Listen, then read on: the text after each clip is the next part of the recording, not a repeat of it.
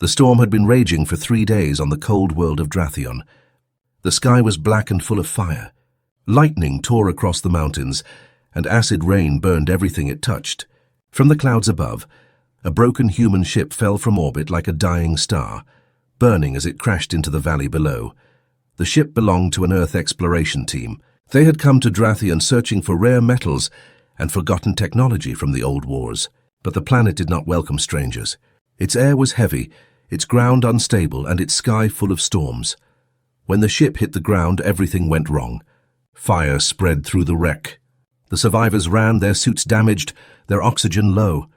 In the middle of the panic, a cry was heard. Small, weak human. A baby. The team leader shouted, "Leave it! We can't carry him. The storms will kill us all." Some of the crew hesitated, but fear took control. The child was left behind, wrapped in a silver blanket, lying near the wreckage as the humans fled into the storm. The thunder swallowed their voices, and soon they were gone. For hours the baby cried. The rain fell harder, and the wind howled across the valley. It seemed like the end, until the ground trembled. High above, in the caves carved into the mountain cliffs, glowing eyes opened. Massive shadows moved in the dark. The dragons of Drathion had awakened. Their leader, Erindor, was ancient. Scales black as iron, wings large enough to block the sun. He looked down at the smoke rising from the human crash. "They have come again," he said in a deep, rumbling voice. After all these years, the younger dragons hissed. "Humans bring fire and death. Let them burn," but Erindor raised his head. "Wait," he said. There is another sound. They listened. Between the thunder and wind, they heard it, the cry of a child. Curious, Erindor spread his wings and flew through the storm. Lightning flashed around him, but he did not slow down. When he reached the crash site, he found the small bundle lying in the mud, glowing faintly under the silver blanket. The baby's eyes were open, wide, bright, and strangely calm. Erindor lowered his head, and the baby reached out a tiny hand, touching the dragon's nose. The contact sent a shock through Erindor's body, a pulse of something ancient, something powerful. The dragon stepped back, confused. "This is no ordinary human," he said quietly. Other dragons landed nearby. "Leave it," one growled. "Its kind left us to die during the wars. Why should we save theirs?" Erindor's eyes glowed with inner fire. "Because I see something different in this one. Look closer." They watched as the baby smiled, unafraid of their massive shapes, their teeth, their claws. Even the storm seemed to calm around him. The dragons, born from fire and chaos, felt something they had not known in centuries. Peace. Erindor made a decision. He lifted the child carefully in his claws and turned back toward the mountains. "He will live," he said. The others roared in protest, but none dared to stop him. Back in the high caves, the dragons gathered around the newborn. The air shimmered with heat as they argued. Some feared he would bring doom. Others whispered that maybe the gods had sent him. Erindor spoke above them all. "This child was left to die, but life chose him. His fate is not for us to decide. I will raise him as my own, until we know what he is meant to be." They gave him a name, Kyle. Under dragon care, Kyle survived the storm. Days turned into weeks. The dragons built him a nest near the fire pits, warming him with their own flames. Erindor watched the child closely. As he grew, strange things began to happen. When Kyle cried, sparks danced in the air. When he laughed, the cave lights flickered. The dragons whispered that fire listened to him. Erindor knew this power was not natural. Somewhere inside Kyle's blood, human science and ancient dragon energy had mixed, perhaps from the planet itself, perhaps from something older. One night, as the moon rose red over the mountains, Erindor climbed to the cliff's edge with Kyle in his claws. The baby slept peacefully, his small chest glowing faintly with golden light. The old dragon looked toward the dark horizon. "Your kind abandoned you," he said softly. "But I will not. You will grow strong here. You will learn fire and sky. One day you will decide what kind of being you are. Human, dragon, or something greater." Far below, the wind carried away his words. Lightning struck the valley again, revealing the broken wreck of the human ship, half buried in the ground. And for a moment, deep inside the wreckage, a red light blinked, a signal, a call to Earth. They would come again. But when they did, they would find that the child they abandoned was no longer just human. He was something far more dangerous and far more powerful. As the storm faded and the first sunlight touched the mountain peaks, Erindor looked down at the sleeping child and whispered, "Sleep well, little one. The fire inside you will one day shake the stars." And in the distance, the ancient dragons of Drathion roared, their voices echoing through the mountains, a warning and a promise. Years passed on the harsh world of Drathion. The storms that once burned the skies grew weaker, and the cold valleys turned calm. Deep within the mountain caves, the child named Kale grew under the watchful eyes of dragons. Erindor, the ancient dragon who had saved him, treated him like his own blood. The dragons taught Kyle their language, a deep rumbling speech that echoed through stone and fire. At first, Kale could only make small sounds, but soon he spoke fluently. His voice carried strength beyond his age. Every morning he climbed the high cliffs with claws made from his dragon-forged gloves. His balance was perfect, his eyes sharp like a hawk's. Though human in body, his movements were not. He moved with the grace of a dragon. As the years went by, Kale learned their ways, how to control breath, how to sense heat, how to listen to the world around him. He discovered he could feel the rhythm of fire. Flames danced to his will. The dragons called him fire-touched. Erindor often told him stories beside the great fire pit, stories of how dragons once ruled the skies of many worlds, until humans came with machines and greed. "Your kind," Erindor said, "feared what they did not understand. They hunted us, stole our eggs and poisoned our nests. But not all humans were evil. Some saw the beauty of balance. Perhaps you will be like them." Kyle listened in silence. He knew little about the humans who had left him to die. He only remembered faint voices, fear, panic, and cold rain. Yet something deep in his heart told him he was meant for more than this mountain world. As Kyle grew older, his body began to change in strange ways. Lines of faint glowing scales appeared along his arms and neck. When sunlight touched them, they shimmered golden red like molten metal. The dragons saw it as a sign. "The fire accepts him," they whispered.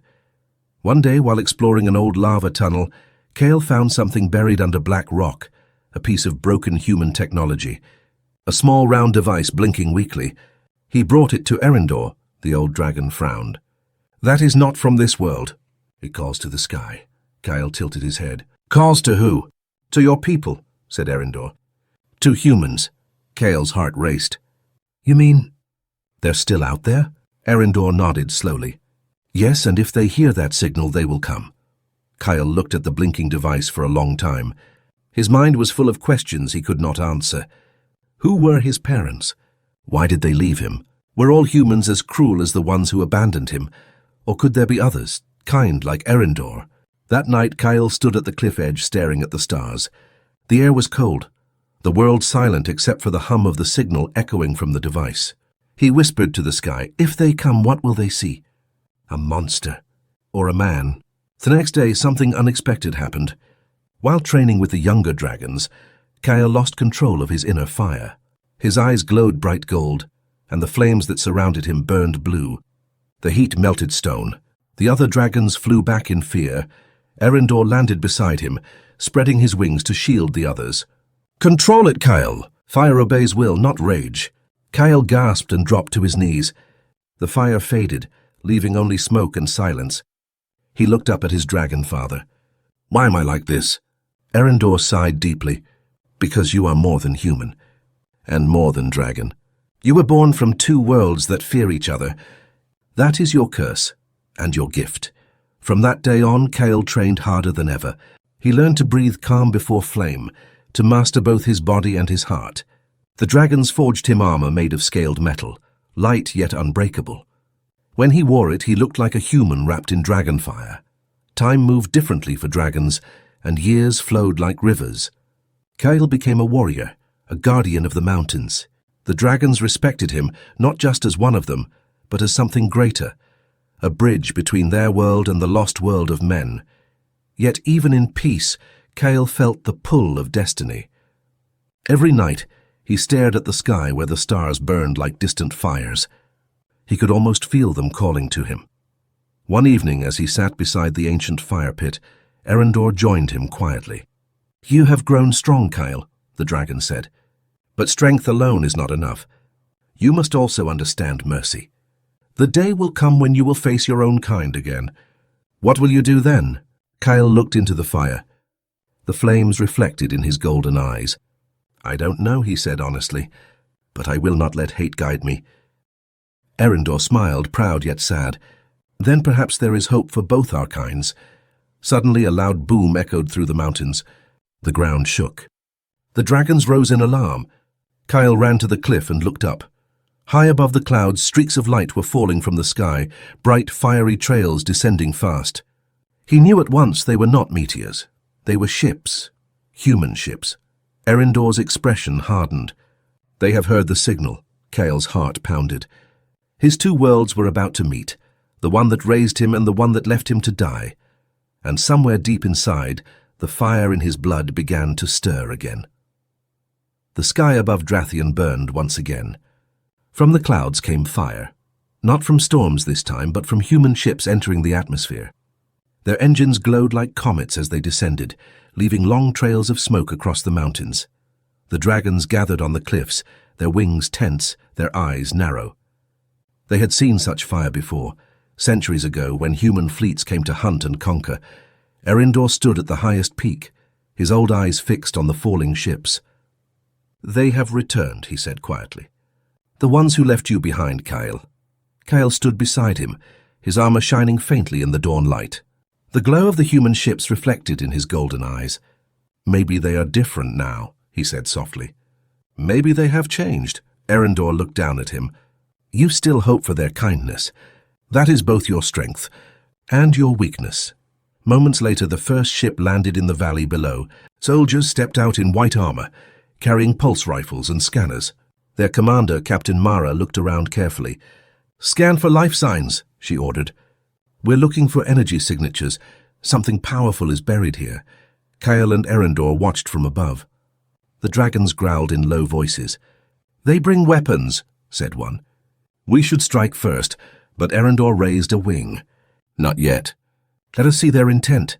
Down below the human scanners beeped. Commander, said a soldier, I'm reading something strange. High heat readings and movement. Big movement. Before Captain Mara could reply, the ground shook. A deep roar rolled through the valley. The soldiers froze as massive shadows moved on the cliffs. Then the dragons appeared, dozens of them, their wings unfolding like storm clouds. The humans panicked. Open fire! Someone shouted. Bolts of plasma flashed across the air. The dragons answered with fire. The valley turned into chaos, smoke, flame, and thunder. Kyle felt his chest tighten.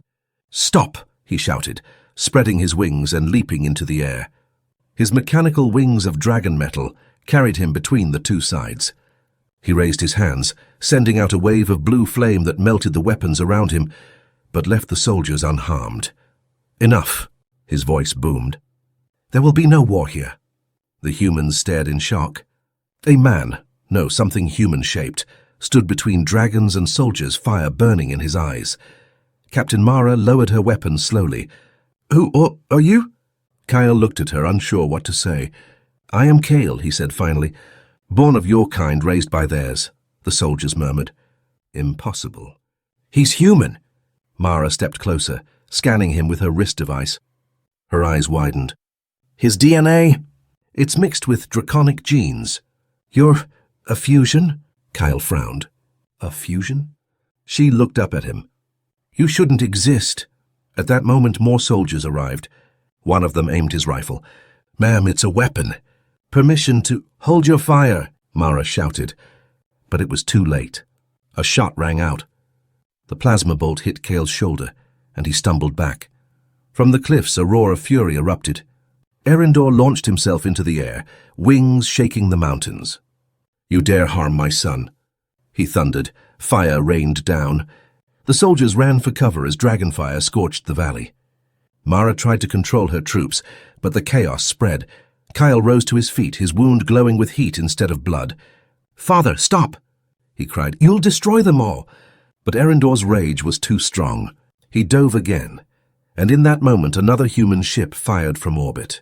A beam of white light struck the mountainside, exploding in fire and dust. When the smoke cleared, Kyle saw Erindor lying among the broken rocks. The mighty dragon's wings were torn, his scales shattered. Kyle ran to him, falling to his knees. "No, stay with me." Herindor looked at him weakly, his golden eyes dimming. "My time is done," he whispered. "Do not waste your fire on revenge. You are the bridge, Kyle. Show them that flame can protect, not destroy." Kyle's hands shook. "Don't leave me, father." Herindor's eyes closed slowly. "You are my greatest flight." Then he was still. For a long moment there was silence, only the sound of the wind moving through ash. Kyle's eyes began to glow brighter and brighter until they burned like molten gold. Flames rose from his armor, swirling around him. The air trembled. The soldiers watched in terror as Kyle stood, his voice echoing like thunder. "You took my only family. You came with guns and fear, but I will not answer with hate." He spread his arms wide, and a great wave of blue fire rushed outward. It melted metal, silenced weapons, and surrounded the valley in light. The dragons bowed their heads, feeling his power. Even the soldiers lowered their rifles.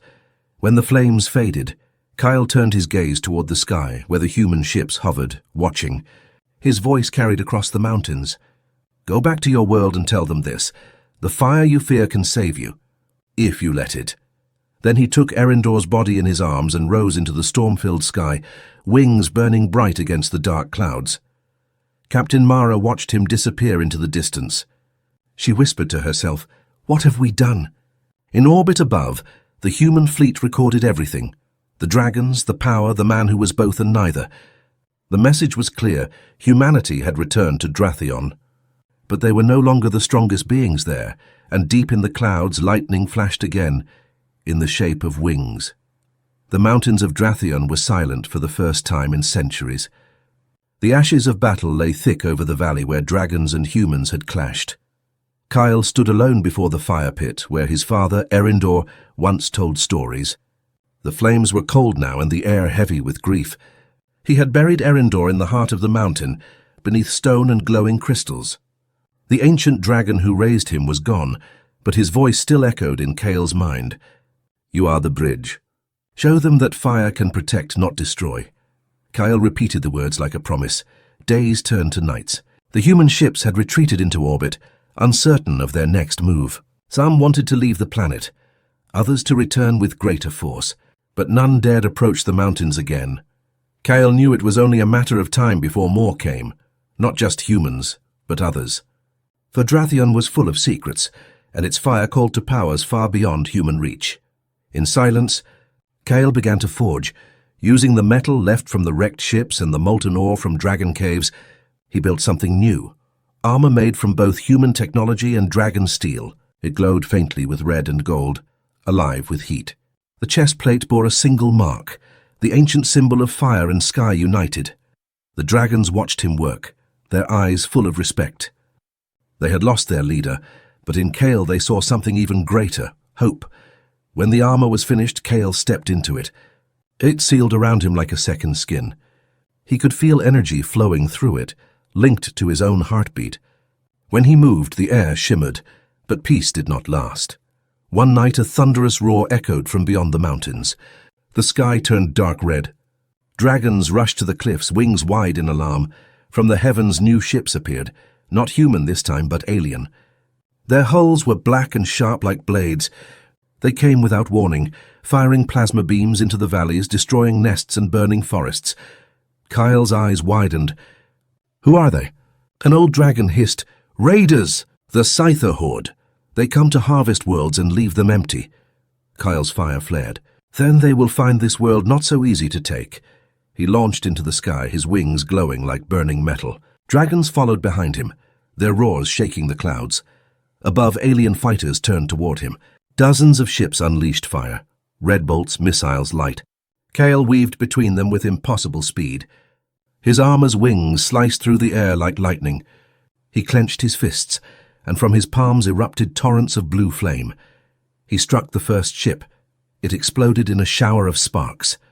Another dove at him, firing plasma. Kyle raised his arm, his armor absorbing the blast. Then he hurled the energy back, turning the alien craft into molten wreckage. The dragons fought beside him, raining fire from the skies. For the first time in ages, dragons and something like a man fought as one. Down below, the human survivors, including Captain Mara, watched from the valley. They saw the dragons in formation, and at their center a glowing figure of fire. "Who is that?" one soldier whispered.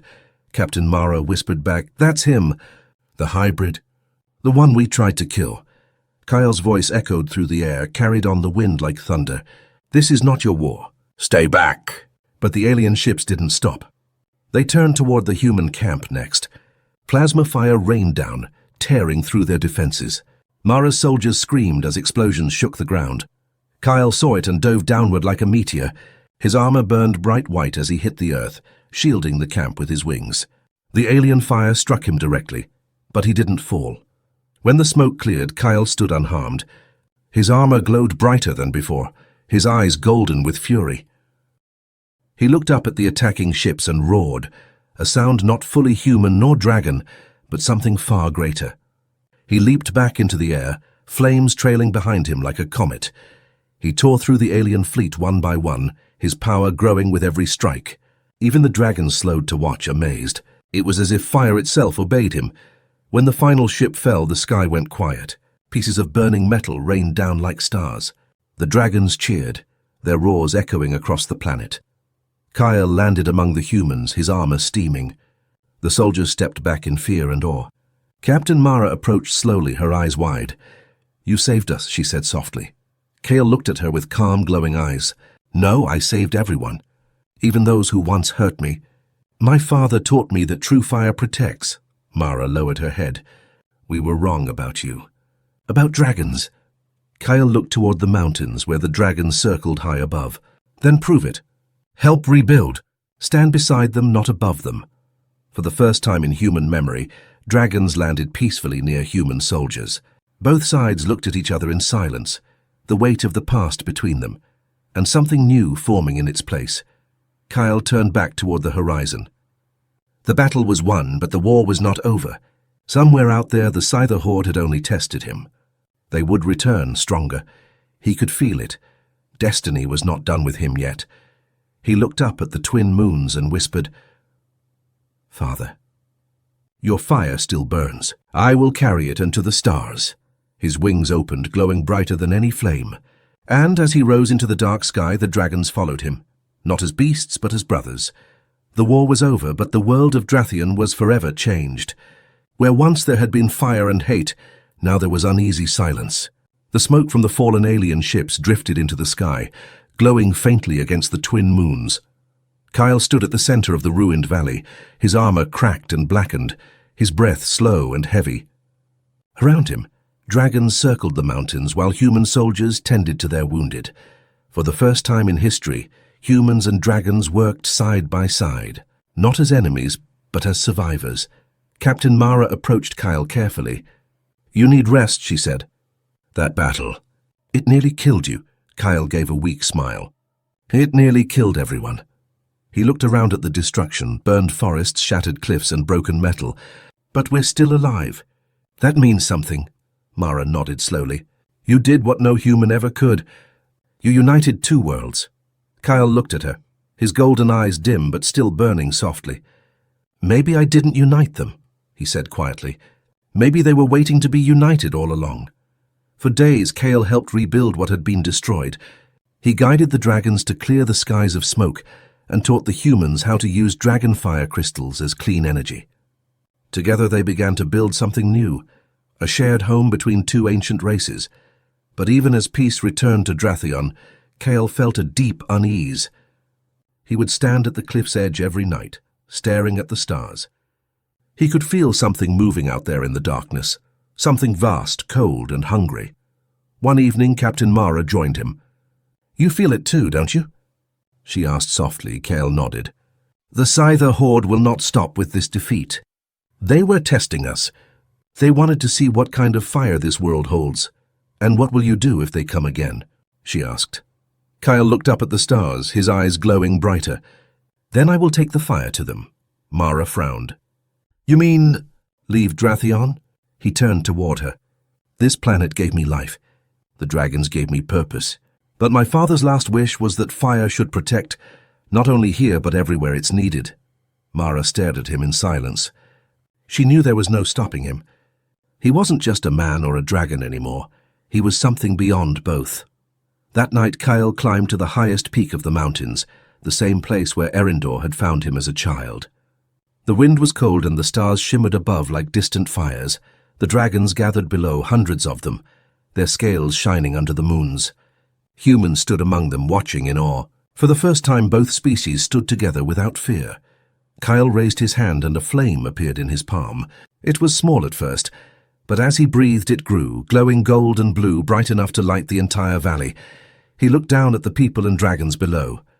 "This is not the end," he said. "This is the beginning of a new age, one where fire will build, not burn, where humans and dragons will stand as one." The dragons roared in answer, their voices shaking the earth. The humans cheered, raising their weapons high in salute. Kale smiled faintly, then turned toward the stars. The flame in his hand grew into a sphere of blazing light, wrapping around his armor. His wings unfolded, glowing like molten metal. Captain Mara shouted, "Kyle! Where will you go?" He looked back once, his golden eyes filled with calm fire. "To the stars," he said, "to find what else threatens our kind, and to make sure no child is ever abandoned again." With a single beat of his wings, he rose into the night sky. The fire around him became brighter and brighter, until it looked like a new sun rising above Drathion. The dragons followed him upward, flying in great arcs of light. Together they vanished into the dark sky, leaving trails of fire behind. Mara watched until they disappeared among the stars. She whispered softly, "He was never just a man. He was what humanity could be if we remembered our hearts." Months passed. Peace slowly returned to Drathion. Humans and dragons built new cities of stone and metal, powered by shared fire. The story of Kale spread across the galaxy, the tale of the human child raised by dragons who became a warrior of two worlds. But somewhere far beyond Drathion, in the cold black of space, a new fire burned. A massive alien warship drifted through the void, its sensors searching. The Scyther warlord stared at the glowing display before him, an image of Kyle in his dragon armor. "So, the half-breed lives," the warlord hissed. "Let him come. We will show him what real fire is." The stars outside flashed, and for a moment, as golden light streaked past the ship, faster than anything they had ever seen, it was Kale. His armor burned brighter than the suns themselves. His voice echoed through the void, a whisper of promise and warning. Fire protects. Fire endures, and fire always returns. The stars reflected in his eyes as he flew onward. Not just a warrior of Drathion, but a guardian of all life. The child humanity Forsook had become their greatest protector, and somewhere, in the endless dark between stars, the dragons roared once more, their song of flame and eternity carrying across the galaxy.